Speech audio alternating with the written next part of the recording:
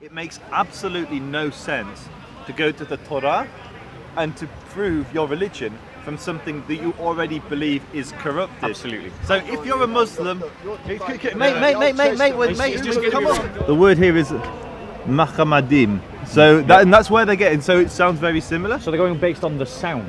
They're going based on the sound and the Rather root than of the the word. word. If it was Muhammad, it would be with the. It would be the real word you showed us. Exactly. The Quran claims that Muhammad is mentioned in the Torah, and Isaiah and the Song of Solomon's are not even the Torah.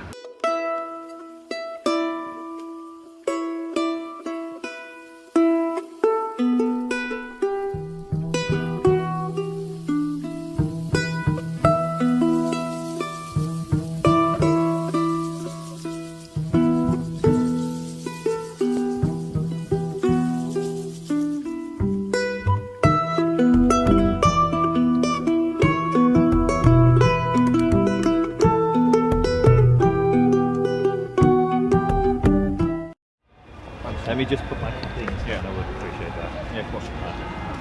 You can It's not really nice to speak to you.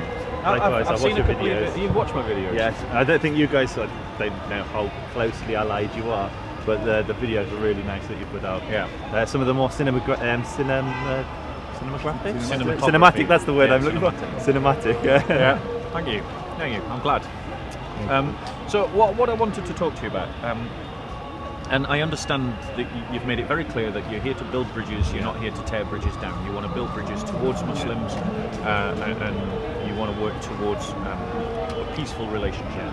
So my aim in asking these questions, I will also be equally clear, is connected to the regular use, or I would say abuse, of the Hebrew scriptures by the Dawah team, in which they claim that Muhammad is actually named inside the Torah, inside the Hebrew Torah, the Tanakh and the Torah.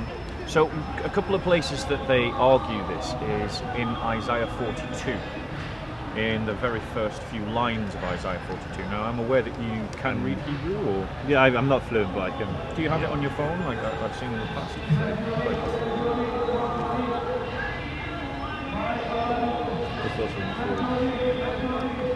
They also do it in the Song of Solomon, and I think you're probably more familiar where they do that. Guys, let's move somewhere because of the sound. Okay. Yeah? Okay, so you want to grab me? No, if we go over there. I don't mind walking a bit if you want to go a bit further as well. Like if you want to go behind the green, if you go behind the green barriers, they'll block out the. So that we'll go right way then. That way. If you go over the green barriers will block out the sound of this. This has like This thing here has a horrible air No, con. but Here's better. Yeah, Yeah? So, in Isaiah 42, in the first few lines, we've had a Muslim say that Muhammad is mentioned there. Now, I take it you're pulling up the Hebrew right there. Just do it no way.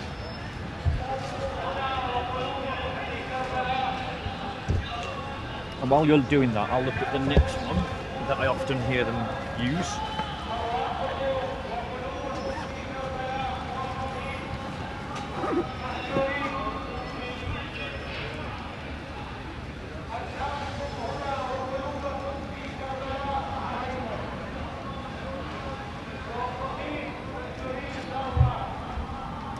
Mohammed in the Song of Solomon.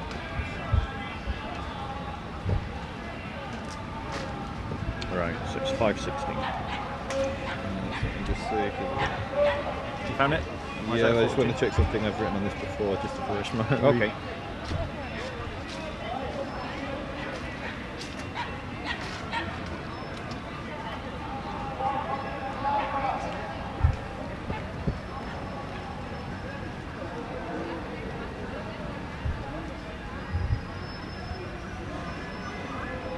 We'll edit this bit out. Yeah. It'll make it look like it just came straight to your mind. Straight on point.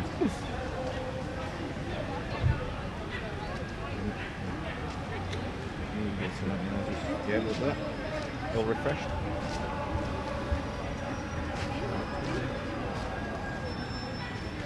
So in Isaiah 42, the first few verses, Muhammad's name is meant to appear. Now that you've got the Hebrew in front of you, can you see the name Muhammad? No, it doesn't. And what they so I'm going to pull up the Hebrew. Yeah, so if we can see it in the camera. So, go on. I'll show you first and foremost for the camera. I'll show you what Muhammad looks like in Hebrew. Yeah. So the viewers can see for themselves. Here you go, guys. Dimensions. A lesson in Hebrew.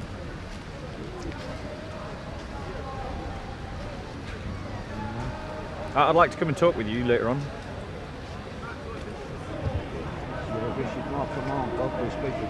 Yeah, I'd like to speak to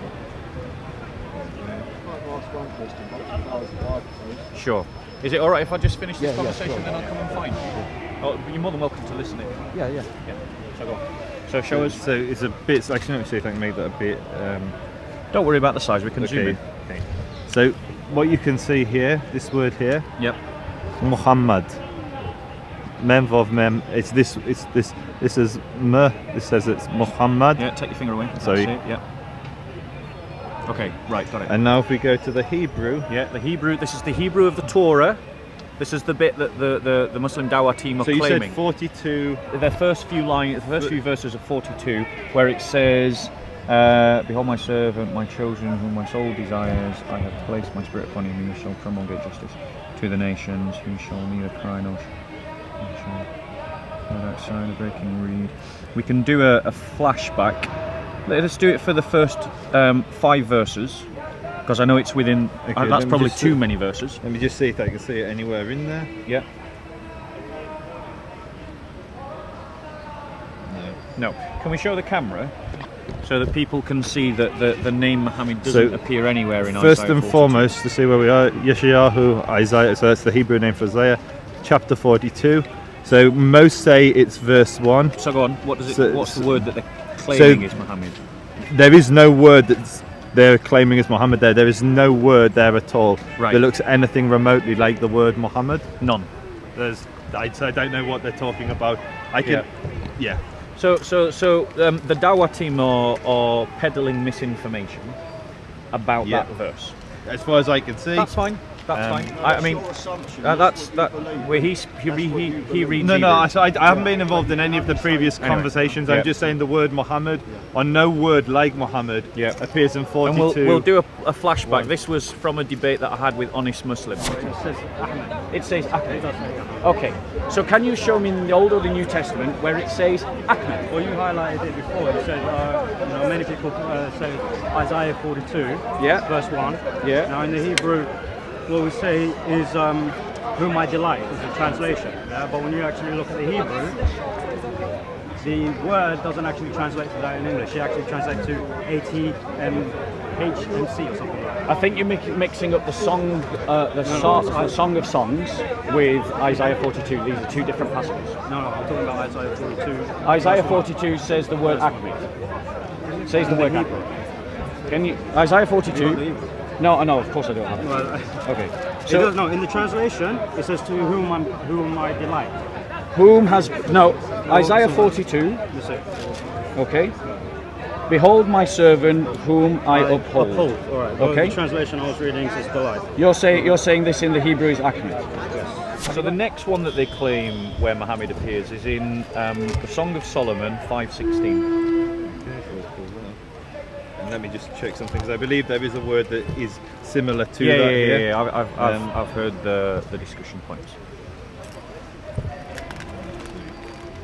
Is it not necessary to talk with a Muslim, like who knows this stuff? Well, we're just fact checking at this moment in time, so that's all this video's about. All right.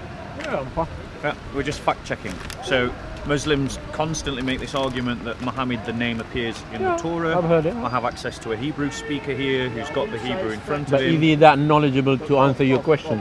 Well, if he can read Hebrew, I'm sure he can spot the name. No, but then we call people scholars, isn't it?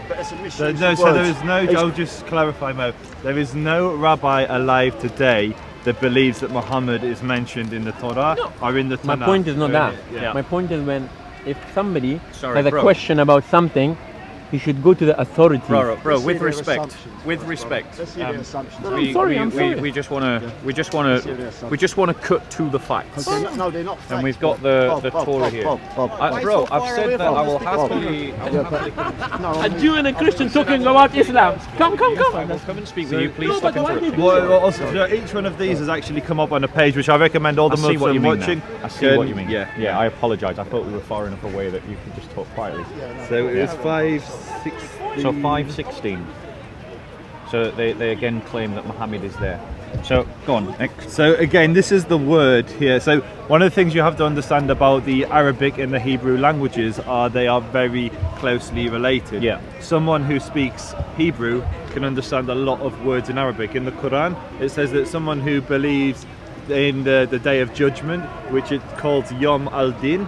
Yeah. In Hebrew, the same term is Yom Hadin. The only differentiation is al versus ha for the word the. Yeah. Similarly, you have words like tahara, pure, like sadaqah. These are all Hebrew words originally. A bit like English and German and English and Danish. There's a lot of words that I hear in Danish that I recognise in English, and I can also get a kind of gist in German. Well, I say a kind of gist. I hear words that I recognise and understand without actually studying the language because they are so similar to the English. And so, as an example, the name Abdullah means servant or slave, more accurately, slave of God. In Hebrew, Allah is one of the names of Hebrew, and Ebed is slaves. And so you have Ebed, depending whether you're Assyrian or not, you'll pronounce that word slightly different. But you have the same language. So you have a name that exists in Arabic, which is very similar to Hebrew. So you have to understand, before Muhammad came along and introduced Islam to the world, I believe he was already called Muhammad. Is that fair? I assume It was called. Before what? Sorry. So I'm asking a question. Did Muhammad become Muhammad when he became Islam? No. Muslim, He was known Muhammad when he was a pagan. He was called Muhammad. That's my understanding. Yeah, so that's the my name understanding as predates Islam to begin with. Yeah, absolutely. And I don't know what the root of that in Hebrew we call it a shoresh, or each word has a root, and from that root you have consonants. So can I, my friend, Stop being rude, please. Stop being rude. Sorry. From those consonants, many other words will be formed. So shalom, which means peace, shalem means complete, and so you'll have words which interrelate. And so the shoresh, the root of Muhammad in Arabic and Hebrew, I assume it's the same, will have multiple meanings. And in Hebrew, and I'll show you here in the text, the word here is Mahamadim. So and that's where they're getting. So it sounds very similar. So they're going based on the sound. They're going based on the sound and Rather the root than of the the word. If it was Muhammad, it would be with the. It would be the real word you showed us. Exactly. It would. So see, I'm going to show you the two words again. They're slightly different words. Yeah. But they share the same the shoresh. Yeah. And Muhammad's name will have come from the root of this word. Now in Hebrew it means lovely or desirable. Yeah. In Arabic, before Muhammad was called Muhammad, it will have had a meaning. That word, because most names have meaning. Absolutely, like my own name, my own real name, which I nearly just said. I mean, you've already got this, but as you can see, it's spelt completely different here. Yeah. There's a vav here, so take your finger away, so we can. Yeah. Muhammad rather than Mahamadim. Right. And so, if the Torah was coming to prophesy, or the Tanakh was coming to prophesy about Muhammad, you would assume it would be very direct and it would actually name the name, rather than alluding to the verse, which ran in context makes no sense. And actually, if it's a verse which is praising God, which many people will read it that way, by ascribing Muhammad to that name, you're actually partnering Muhammad with God and saying they're interchangeable, which for a Muslim is very problematic because you're not allowed to make partners with Allah. Absolutely, and the as I understand it, because the false friends exist in other kind of languages. I'm trying to think in terms of a false friend, because I know Spanish and English. and I am literally now just trying to find a false friend. Two words that sound the same but are used completely differently in the two different languages. And the only one that jumps to mind, so it's quite a poor example, I will accept, but it illustrates the point that I think the brother is trying to make, is the word amiga. In Spanish, amiga means my girlfriend or a girl that is a friend. Yeah? Whereas amiga in English is a proper noun to an actual computer called the Amiga. These words sound identical, but in English it's a proper noun, and in Spanish it's not a proper noun, it is a adjective. It is an adjective. So is that what you're describing here? That these words sound the same, but really are different? Yeah, absolutely. So if similarly, if you'll find names in Hebrew which will relate to other gods in pagan society. It doesn't mean that those pagan gods are found in the Torah. It's the commonality and the similarity of language. And Hebrew and Arabic are very, very similar. Is there a Hebrew word? That means mouse or to destroy or something? That's very similar to akbar in Arabic. So that's yes. What's the Hebrew word? So mouse, I believe, is akbar. Akbar. I just want to check that though, because my please Hebrew check it. If it's all right, we'll fact check him while he's studying, because I never know when I'll get to speak to this guy again. So, while he's doing that, go on. So here's the word, and it says akbar. Yeah. So zoom in. No, he needs to zoom in. He needs to zoom in. Yeah, just hold it. We'll zoom in. This one here. Yeah. Akbar, and it's pronounced akbar. Yep. Right. Akbar. So every time, if we use the phonetic false friend logic of the Dawah team, every time, and therefore every time we hear something that sounds like Mohammed, it must be Mohammed.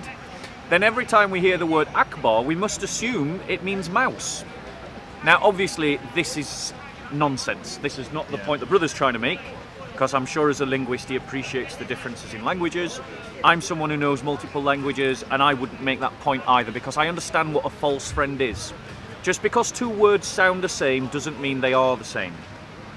So in the same way that Muslims aren't crying out, Allah is a mouse, they aren't crying that, they're shouting that Allah is great. Yeah?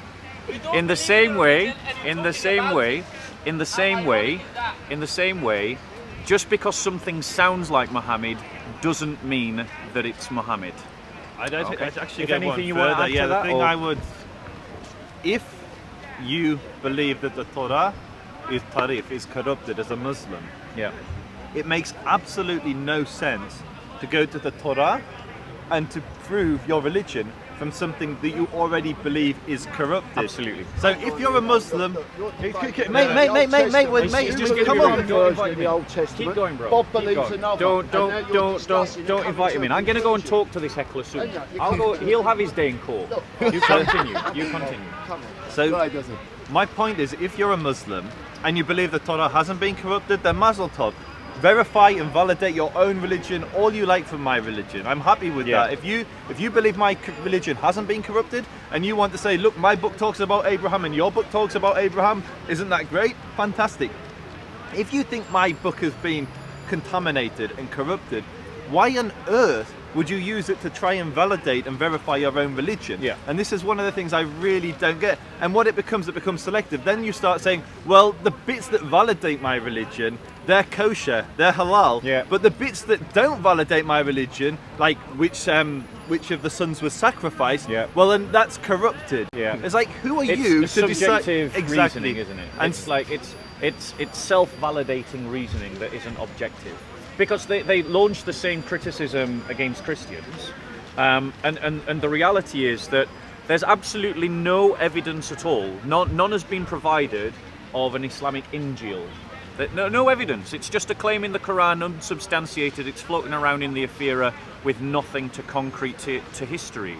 And same with their accusations of the Torah. There's absolutely no evidence of a Islamic Torah. It's a claim that he's made. It hangs there in the Afira, and there's zero evidence to link it to history. And if you go further than But am that, I right in understanding that Isaiah and the Song of Solomon's are not properly the Torah?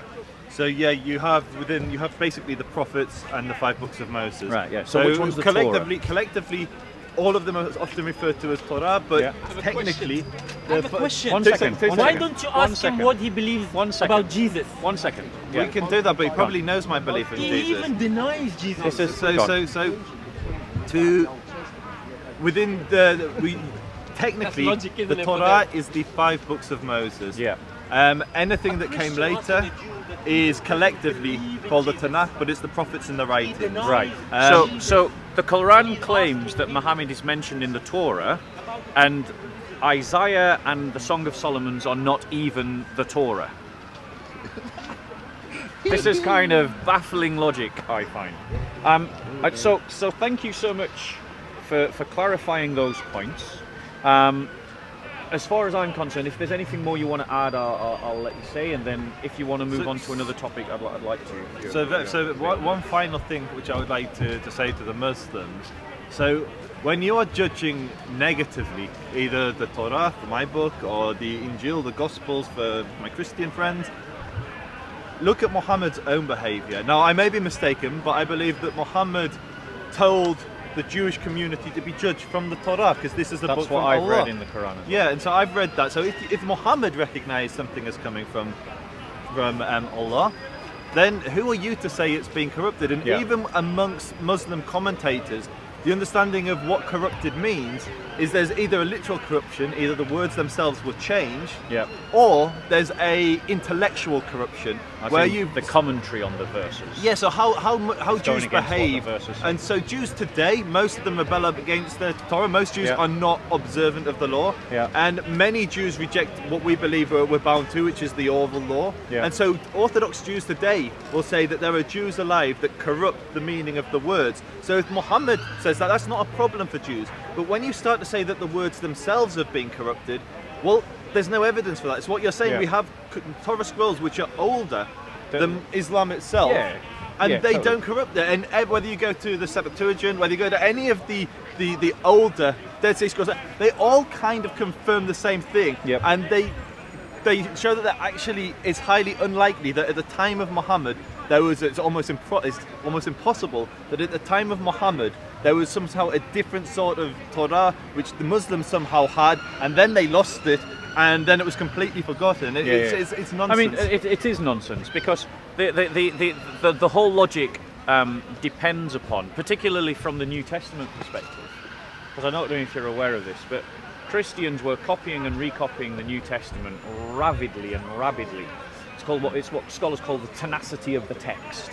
So, Christians were meeting someone with a text and they were copying it down, and then they were taking it back home, and then other Christians would see that they've got a copy of the text and they would copy it, and then they would take it somewhere else. And everyone was just copying, and there was no central control. Which explains why there are so many variants between the texts, which there most certainly are. But for someone to corrupt that text to such a degree that the original Islamic message is lost, and then the text that we have it as it is today, which is actually more uniform than different, requires that someone would be able to take control of every single manuscript that this subversive, persecuted community made, and then rewrite it very early. This is all very early.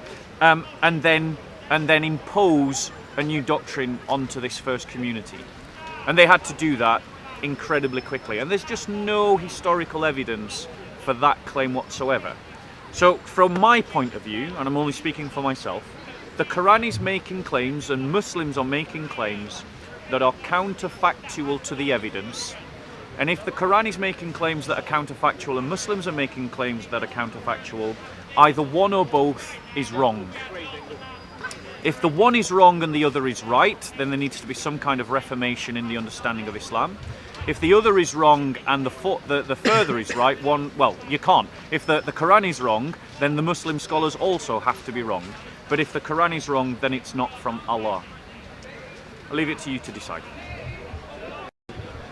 We're going to reenact the handshake because JC didn't get it on the first time. So there you go. There's a handshake. Thank you very much. Well, did you get it as well? Yeah. Thank you. God bless you.